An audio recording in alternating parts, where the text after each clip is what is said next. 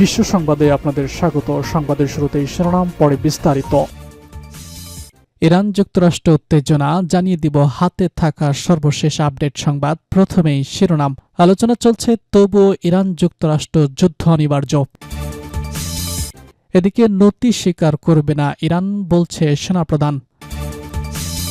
আরও থাকছে, একাই ইরানে হামলা চালাতে চায় ইসরায়েল। সর্বশেষ জানিয়ে দিব, লেবানন থেকে এক নেতাকে অপহরণ করল ইসরায়েলি বাহিনী। আলোচনা চলছে, তবুও ইরান যুক্তরাষ্ট্র যুদ্ধ অনিবার্য। আলোচনার টেবিলে বসেছে যুক্তরাষ্ট্র ইরান, একতরফা কথাবার্তাও হয়েছে ওমানের রাজধানী মস্কোতে। তবে উত্তেজনা কিংবা সংশয় কমেনি। অনেকেই তার প্রশ্ন তুলেছেন, আলোচনার টেবিলের সংলাপের মাঝেই কি যুদ্ধে জড়াবে দুই দেশ?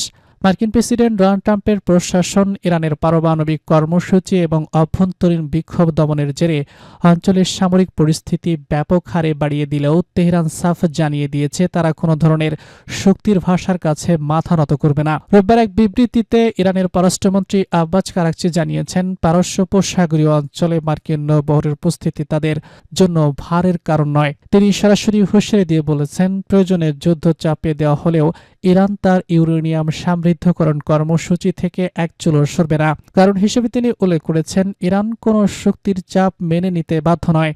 এদিকে ওমানে দুই দেশের মধ্যে পরোক্ষ আলোচনায় একটি প্রাথমিক ধাপ সম্পন্ন হয়েছে।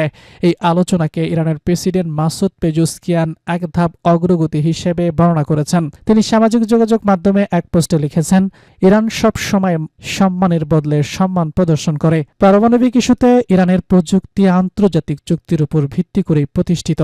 তবে তেহরান যখন আলোচনার টেবিলে ফেরার প্রস্তুতি নিচ্ছে, ঠিক তখনই গত জানুয়ারি থেকে এই অঞ্চলে মার্কিন বিমানবাহী রণতরী ইউএস আব্রাহাম লিঙ্কন সহ ডর্জন খানেক এফ ফাইটার যুদ্ধবিমান ও অত্যাধুনিক ড্রোন মোতায়েন করেছে পেন্টাগন। এই সামরিক মহড়াকে ইরান ভালো চোখে দেখছে না। পররাষ্ট্রমন্ত্রী কারাকচি একে যুক্তরাষ্ট্রের দ্বিমুখী আচরণ হিসেবে দেখছেন। তার মতে, একদিকে নিষেধাজ্ঞা ও সামরিক ভীতি প্রদর্শন, আর অন্যদিকে আলোচনার প্রস্তাব যুক্তরাষ্ট্রের সদিচ্ছাই প্রশ্নবিদ্ধ করছে। ইসরায়েলের সঙ্গে গত বছরের সংক্ষিপ্ত যুদ্ধের পর এই প্রথম ওমানে যুক্তরাষ্ট্রের এই বিমান সারি সারি না হলেও মধ্যস্থতাকারীদের মাধ্যমে আলোচনায় বসেছে। ইরান চাইলে তাদের উপর থেকে অর্থনৈতিক নিষেধাজ্ঞা তুলে নেওয়া হোক, বিনিময়ে তারা পারমাণবিক কর্মসূচিতে কিছুটা স্বচ্ছতা আনতে রাজি।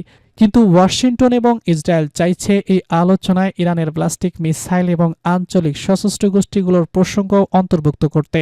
ইরান সরাসরি এই প্রস্তাব নাকচ করে দিয়েছে। পশ্চিমা দেশগুলো ইরানের পারমাণবিক বোমা তৈরির আশঙ্কার কথা বললেও তেহরান তা অস্বীকার করেছে, বলেছে তাদের মূল শক্তি কোনো বোমা নয়, বরং বড় শক্তিগুলোর ন্যায্যতা দাবিকে না বলতে পরোক্ষ সক্ষমতা।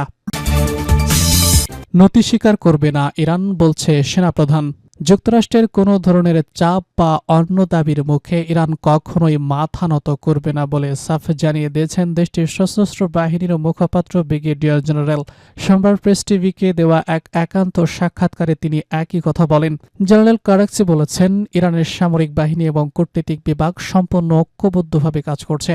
আলোচনারত প্রতিনিধি দলকে তিনি সাহস দিয়ে এগিয়ে নেওয়ার জন্য আহ্বান জানিয়ে বলেছেন, তাদের পিছনে দেশের জনগণের পাশাপাশি সশস্ত্র বাহিনীর পূর্ণ সমর্থন রয়েছে। তবে আলোচনার পাশাপাশি সম্ভাব্য যে কোনো সংঘাতের জন্য তেহরান প্রস্তুত রয়েছে বলে তিনি উল্লেখ করেন। কারাকচি আরও বলেছেন, যুক্তরাষ্ট্র বা ইসরায়েল যদি আবারও কোনো ভুল পদক্ষেপ নেয়, তবে ইরান এবার আরও কঠোর এবং চূড়ান্ত জবাব দেবে। গত বছরের 12 দিনের যুদ্ধের প্রসঙ্গ তিনি জানান, এবার যুদ্ধের পরিধি কেবল নির্দিষ্ট লক্ষ্যবস্তুর মধ্যে সীমাবদ্ধ থাকবে না, বরং পুরো অঞ্চলে মার্কিন এবং ইসরায়েলি স্বার্থ এবং তাদের অর্থনৈতিক লক্ষ্যবস্তুকেও আঘাত করা হবে। এমনকি যারা যুক্তরাষ্ট্রকে আকাশ সীমা বা অন্য যে কোনোভাবে সহায়তা করবে, তাদেরও ইরানের লক্ষ্যবস্তুর তালিকায় অন্তর্ভুক্ত করা হবে বলে তিনি হুঁশিয়ারি দেন।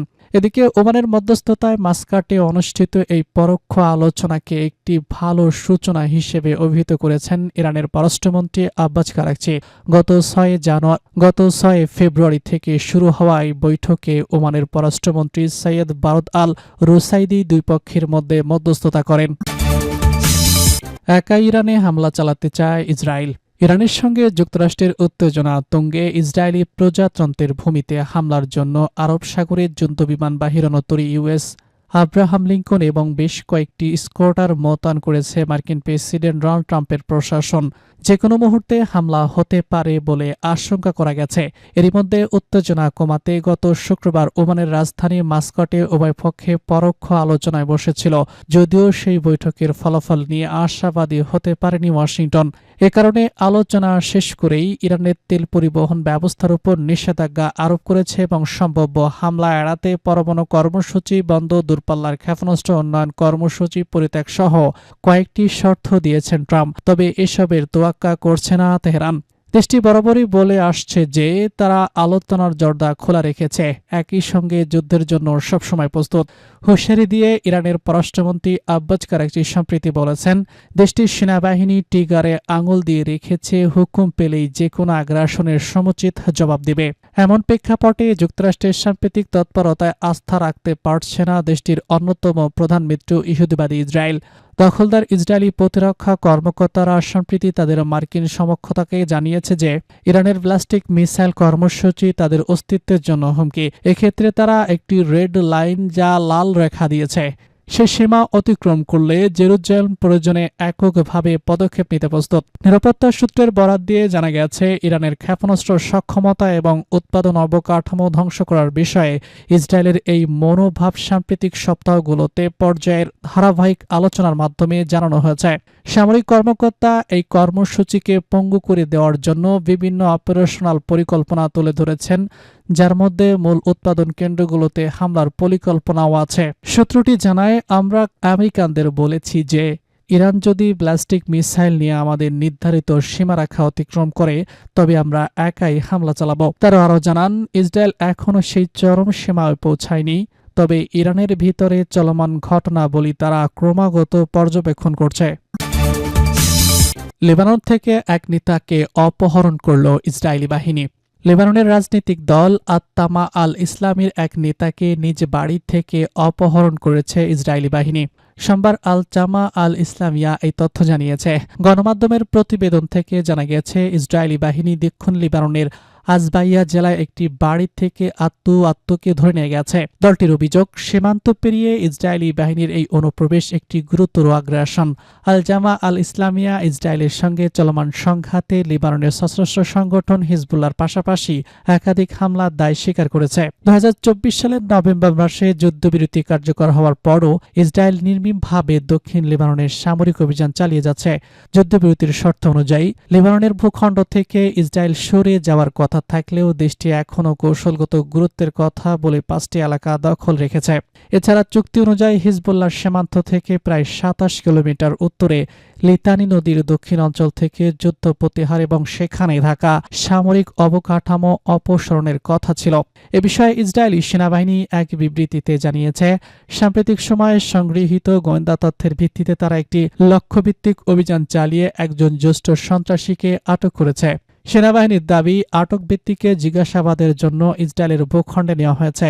একই সঙ্গে আল জামা আল ইসলামিয়ার বিরুদ্ধে উত্তর ইসরায়েলে হামলা চালানোর অভিযোগ আনা হয়েছে।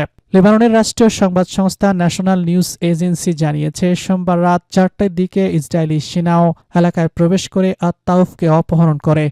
আত-তাউফ গ্রামের সাবেক মেয়র ছিলেন। লেবানন সরকার এর আগেও অভিযোগ করেছে, সংঘাত শুরুর পর থেকে ইসরায়েল একাধিক লিবানিস নাগরিককে অপহরণ করেছে। গত মাসে হিজবুল্লাহর সংবাদ সদস্য হুসেন হাজ্জাদ দাবি করেছেন, ইসরায়েল বর্তমানে 20 জন লিবানিস বন্দীকে আটক করে রেখেছে, যাদের মধ্যে অন্তত 10 জনকে যুদ্ধবিরতির পর লেবাননের ভিতর থেকে অপহরণ করা হয়েছে।